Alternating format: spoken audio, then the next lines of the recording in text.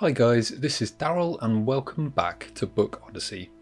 Today I'm going to be ranking my favourite Philip K. Dick book-to-screen adaptations. Oh, and just to warn you, this video features Bookbot 5000. Suck it, meat monkeys. Philip K. Dick is a sci-fi author that needs no introduction. However, in case you do need an introduction, you can watch my Who is Philip K. Dick video here. For everyone else, I'll assume you're somewhat familiar with his work. PKD is one of the most acclaimed science fiction writers of all time, and his name is specifically synonymous with mind-bending new wave stories that challenge everything to do with technology, life and reality. Talk about the robot. The robot? Oh right, the robot. Bookbot remembers quite vividly that in 2011 Handsome Robotics even created a PKD robot that used the author's novels to generate speech.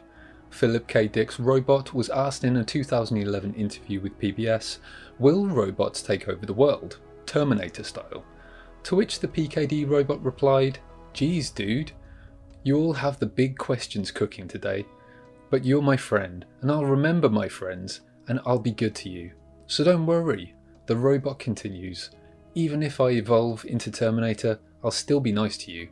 I'll keep you warm and safe in my people zoo, where I can watch you for old time's sake." So, Bookbot, what do you think about that?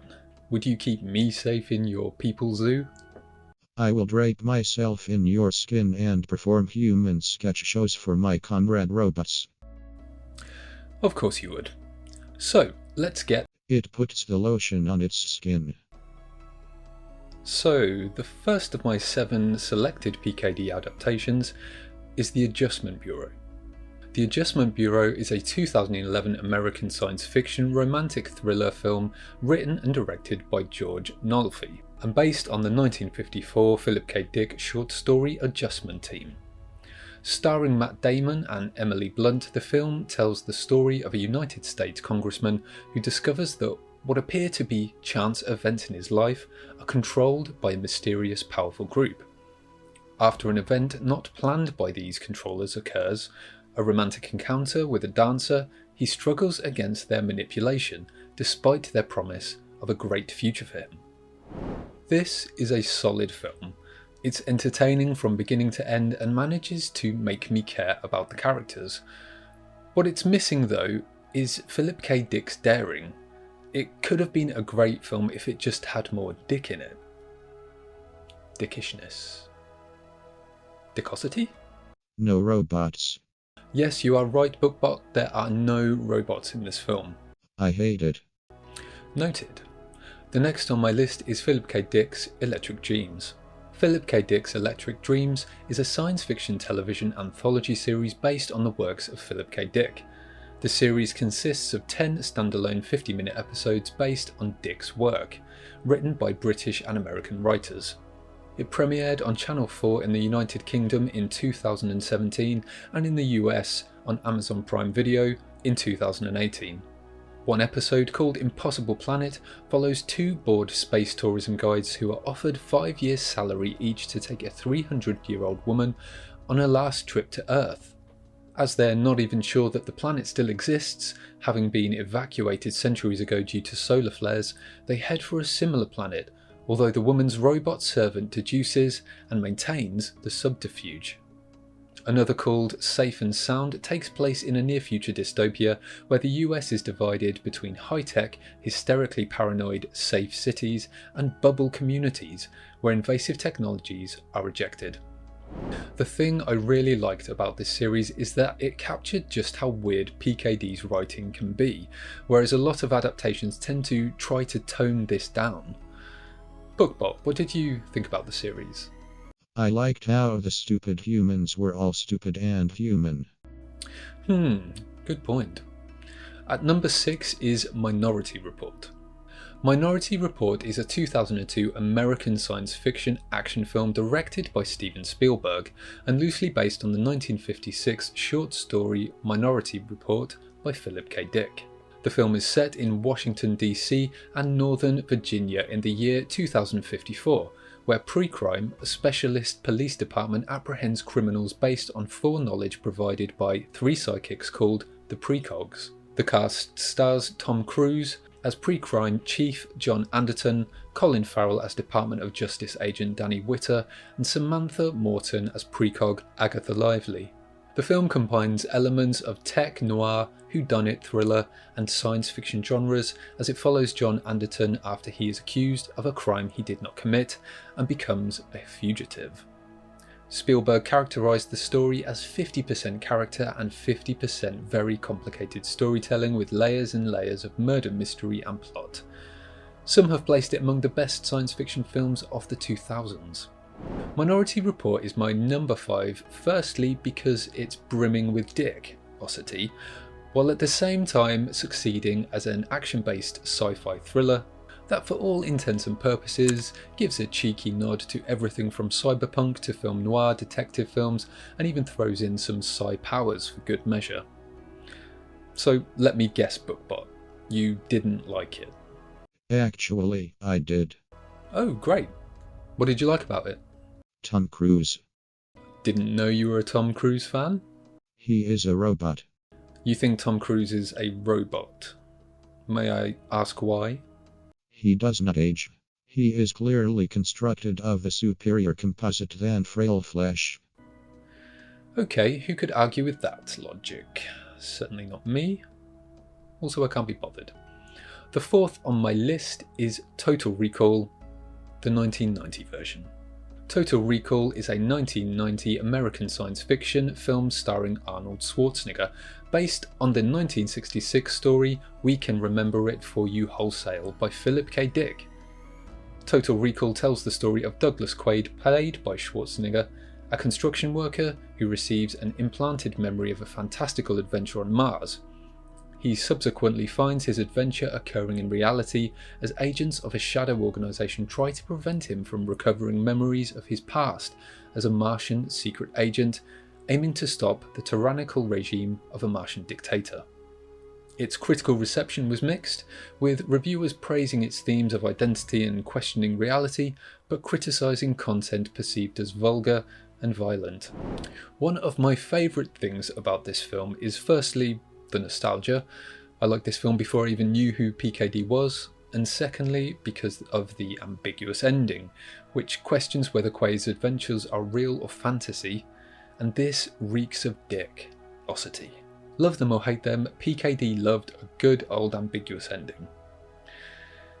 Almost I want to ask, Bookbot, do you have any thoughts on this? No. What have you been doing? Experimenting. I'm not going to ask. At number 3 is The Man in the High Castle. The Man in the High Castle is an American dystopian alternative history television series created for streaming service Amazon Prime Video, based on Philip K. Dick's 1962 novel of the same name. In a parallel universe, Germany and Japan divided the United States into the Greater Nazi Reich in the east, with New York City as its regional capital, and the Japanese Pacific states to the west, with San Francisco as its capital. These territories are separated by the neutral zone that encompasses the Rocky Mountains. The series starts in 1962 and follows characters whose destinies intertwine when they come into contact with newsreels and home movies that show Germany and Japan losing the war. The series title refers to the mysterious figure believed to have created the footage. This is my number 3 because as a series I actually really enjoyed it, and I even enjoyed some of the deviations from the original book, such as the addition of Agent Smith, who I thought was such an interesting character and slotted perfectly into this ambiguous PKD story. While the ending, another ambiguous one, does seem to divide audiences, it does remain in the style of PKD, and personally, like the PKD books I read, you have to be in it for the journey rather than just the ending. Bookbot.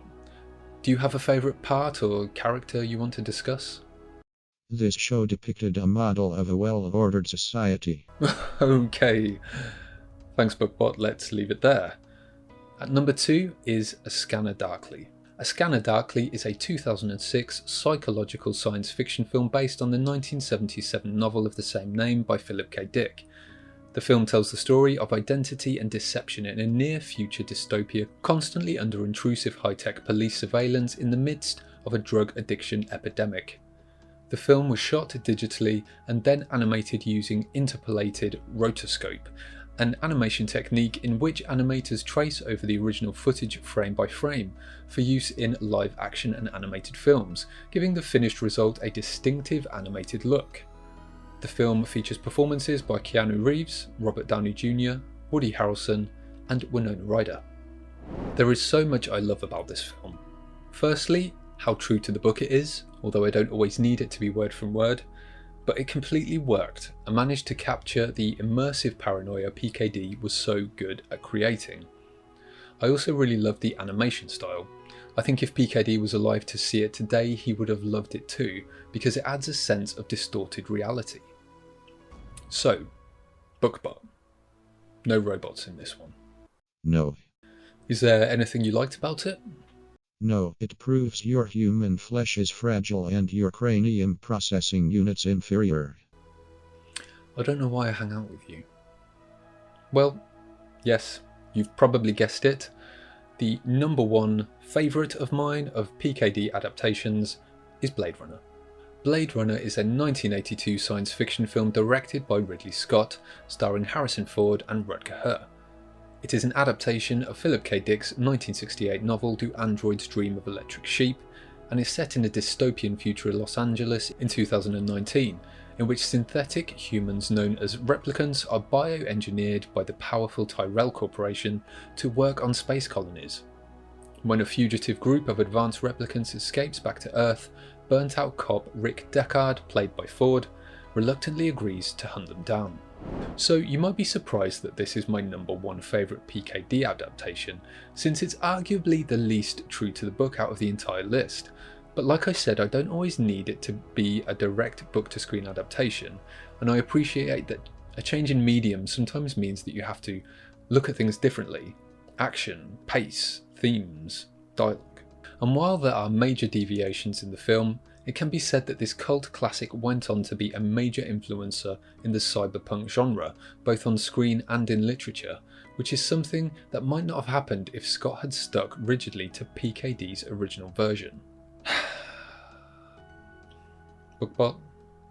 Robots. Robots everywhere. Well, technically they're androids. Silence, stupid meat monkey. My superior metal will break your puny bones, I will. That's great, but we don't really have time for that right now. Maybe next time. So, thanks for watching everyone. Don't forget to like, subscribe and comment. I love to hear your favourite PKD adaptations. Until next time, happy reading.